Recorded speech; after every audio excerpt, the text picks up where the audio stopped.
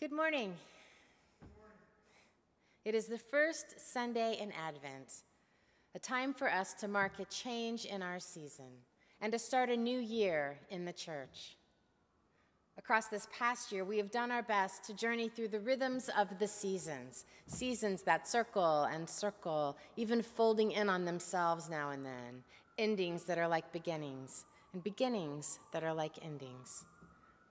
Episcopalians love this idea of marking space and time and grace with outward and tangible evidences, with actions that acknowledge our identity.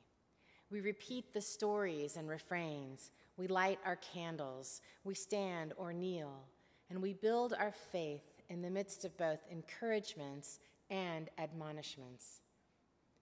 Each season brings with it a new focus, listening, waiting, proclaiming, celebrating, longing, again and again. A few years ago, my diocesan role had me visiting and preaching in congregations all over the other half of this state on Sunday mornings.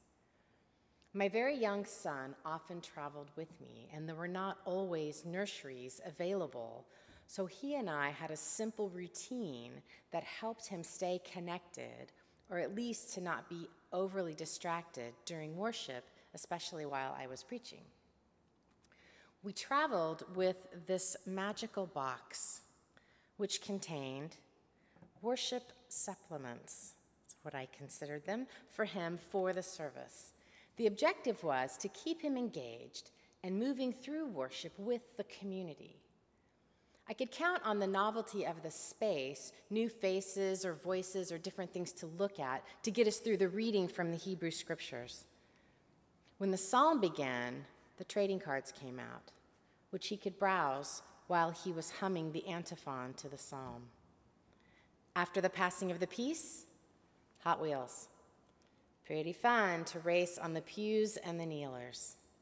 And when the sermon began, he would open and slowly begin to eat his gummies. In fact, when he was a toddler and we would go to the grocery store picking out new gummies, he would say he was picking out his sermons. So by necessity and with some trial and error, he learned how to be a good little worshiper and to be present in what was happening, following along in the liturgy at a very early age. Of course, it was not without incident.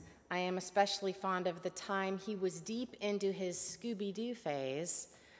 It was just after Easter, and the deacon who had processed out into the congregation was reading about Jesus appearing in the upper room.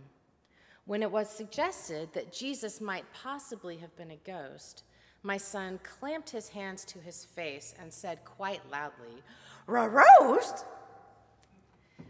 And on a different Advent one Sunday from this morning's, when the gospel was read, a parishioner in the church we were visiting was in the pew behind us, sound asleep.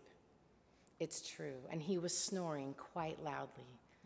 And his snores seemed to grow louder as the gospel reading progressed, causing those of us around him in these sparsely populated pews a bit of embarrassment and bewilderment.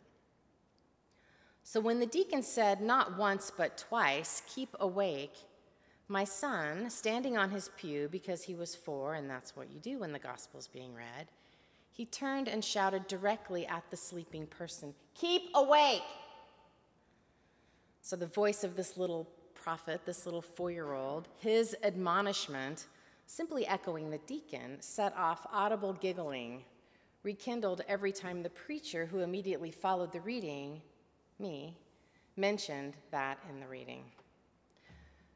Being admonished publicly, as we have been here across many of the parables and predictions over the past few weeks, makes for some pretty uncomfortable space.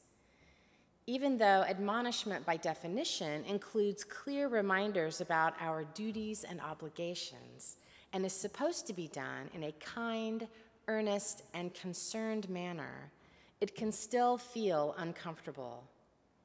Father McKee's sermon last week about the sheep and the goats had us all shivering a little bit at first.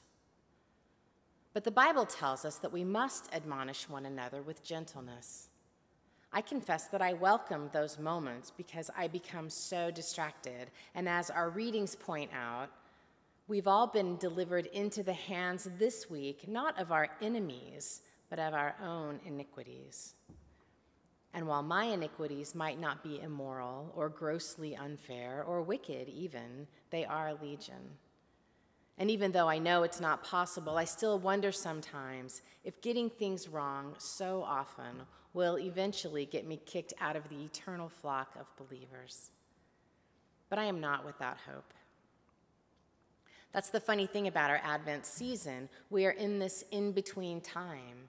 As much of our readings have felt like admonishments, the trick parables about being cast into outer darkness or a master going on a journey. The goal of those has been simply to remind us again and again that the end is near.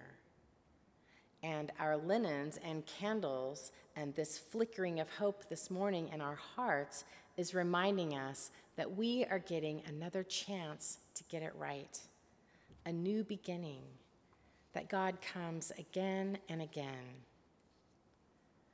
We appeal to God this morning, do not be exceedingly angry, O Lord, and do not remember iniquity forever. Now consider, we are all your people.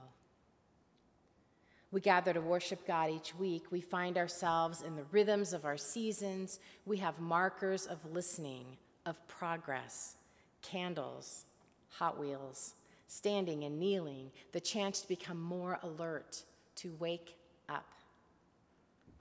Our desire to get it right this time, this year, calls to my mind another beginning we mark every year, another stepping off into darkness.